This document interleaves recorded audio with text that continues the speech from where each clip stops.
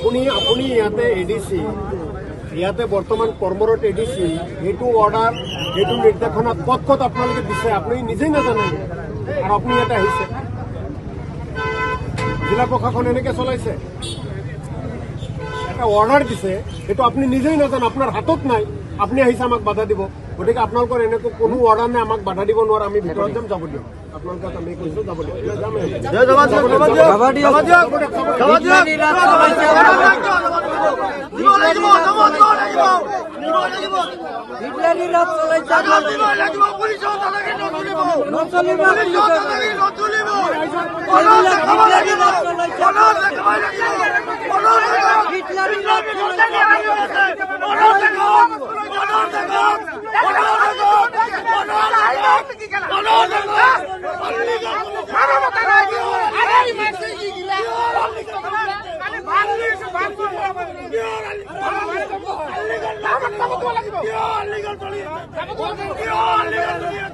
নজন এমএলএ আহিছে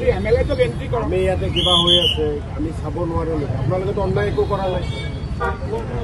আইন বিৰোধী আপোনালোকেতো আইন বিৰোধী একো কৰা নাই প্ৰশাসনে আইন বিৰোধী কিবা কৰিছে নেকি যদি আইন বিৰোধী একো কাম কৰা নাই আমাক কিয় ভিতৰত যাব নিদিব গতিকে আমাৰ এমএলএ কেইজনক আপোনালোকে ভিতৰত যাব দিয়ক আমি ৰাইজৰ নিৰ্বাচিত প্ৰতিনিধি ৰাইজৰ ভাল বেয়া সকলো সময়ত তেওঁলোকৰ কাষত থাকিব লাগে আমাৰ দায়িত্ব আছে দায়িত্ব পালন কৰিবলৈ আহিছোঁ আপুনি ডিচিক ফোন কৰক আমি ভিতৰত যাব লাগিব আমাক যাব দিব লাগিব আপোনালোকে বেৰিকেড টেৰিকেড ৰাখিছে এইবোৰতো বেয়া হৈছে এমএলএ কেইজনক এনেকৈ বেৰিকেড দি ৰাখে নেকি নাই কিহৰ কাৰণে মানে আমাক কাৰণটো লাগে কি কাৰণে আমি সোমাব নোৱাৰিম আমি মানুহৰ খবৰ ল'ব যাম আমাৰ হাতততো কোনো বন্দুক নাই বন্দুক আছে নেকি আমাৰ লগত কিবা বোমা আছে নেকি আপুনি কথা পাতক আপুনি আমাক বাধা দিছে নহয় আমাক বাধা দিছে কোনে আপুনি দিছে আপুনি বাধা দিছে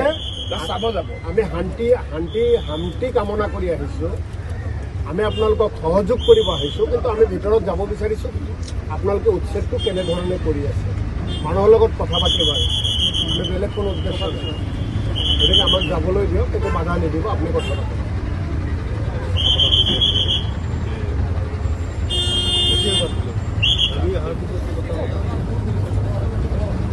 আগতে পাতিলে নহ'ব আপুনি আমি এমএলএ কেইজন আহিছোঁ আপোনাক কি কৈছে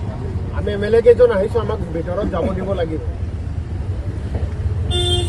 আমাক ভিতৰত যাব দিব লাগিব এইটো বেলেগ কোনো কথা এমএলএ এলাও কৰক আমাক এমএলএ এলাও কৰক আমি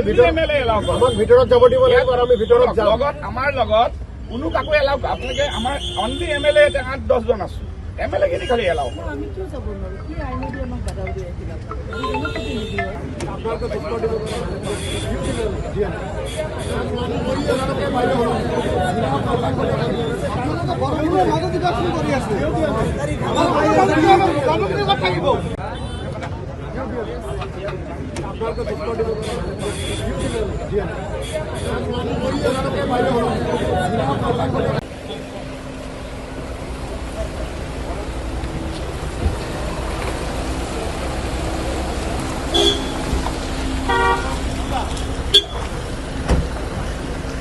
সাংবাদিকসকলকো য'ত যাব দিয়া নহয় তাৰমানে আপুনি বুজি লওক সাংবাদিকক যাব নিদিয়ে বিধায়কসকলক যাব নিদিয়ে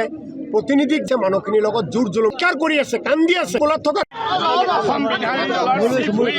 আৰু অসম প্ৰদেশ কংগ্ৰেছ কমিটিৰ আজি আমি leader of the opposition Debabrata Saikia Assam প্ৰদেশ কংগ্ৰেছ কমিটিৰ সভাপতি গৌৰৱ গগৈ ডাঙৰীয়াৰ নিৰ্দেশ মৰ্মে আজি দুৰ্গতজনৰ ওচৰত আমি থিয় হৈছোঁ আৰু ইয়াত এটা হিটলাৰী শাসন ব্যৱস্থা চলোৱা হৈছে মানুহক এভেকশ্যন কৰা হৈছে 700 ফেমিলিৰ বেছি প্ৰায় 4,000 ওপৰৰ মানুহক হিটলাৰী শাসন চলোৱা হৈছে তেওঁলোকক খাদ্য বিতৰণ কৰিবলৈ দিয়া হোৱা নাই তেওঁলোক চাবলৈ যাবলৈ দিয়া হোৱা নাই এনেকুৱা বাংকাৰ লগোৱা হৈছে যে দুষ্কৃতিকাৰীহে ভিতৰত আছে এইটো এটা আৰু এভেকশ্যন কৰিলে কিন্তু মানুহখিনি ক'ত থাকিব এই গৰীব জনসাধাৰণ ভাৰত স্বাধীনৰ আগৰ পৰা থকা মানুহ ইয়াত অন্তৰ্ভুক্ত আছে এইটো এটা অমানৱীয়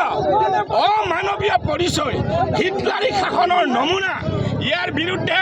ভাৰতীয় জাতীয় কংগ্ৰেছ লেজিসলেচাৰ পাৰ্টিয়ে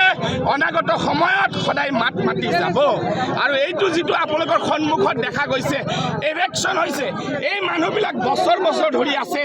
এই মানুহবিলাক কেনেকৈ জীয়াই থাকিব গৰীব জনসাধাৰণ তেওঁলোকক কৰবাত সংস্থাপন কৰিব লাগিছিল গোৱালপাৰা জিলাত এনেকুৱা নহয় যে মাটি নাই কোনোবা যিসকল আৰু তেওঁলোকৰ পৰিচয় পত্ৰ আধাৰ কাৰ্ড সব চেক কৰক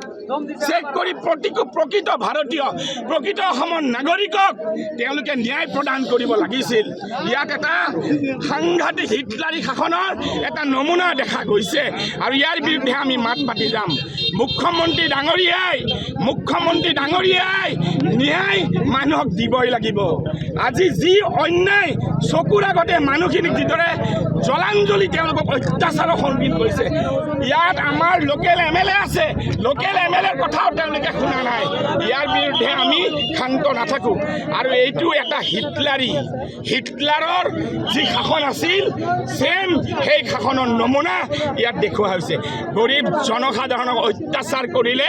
কোনোৱে শান্তিত থাকিব নোৱাৰে ইয়াত গৰীব জনসাধাৰণ নিষ্পেষিত জনসাধাৰণৰ যাৰ মাটি নাই বাৰী নাই তাক এনেকুৱা অন্যায় অত্যাচাৰ কৰা হৈছে ইয়াৰ বিৰুদ্ধে আমি বহি নাথাকোঁ যিকোনো খবৰৰ বাবে যোগাযোগ কৰক 7099017330 লগতে 7099017110 নম্বৰত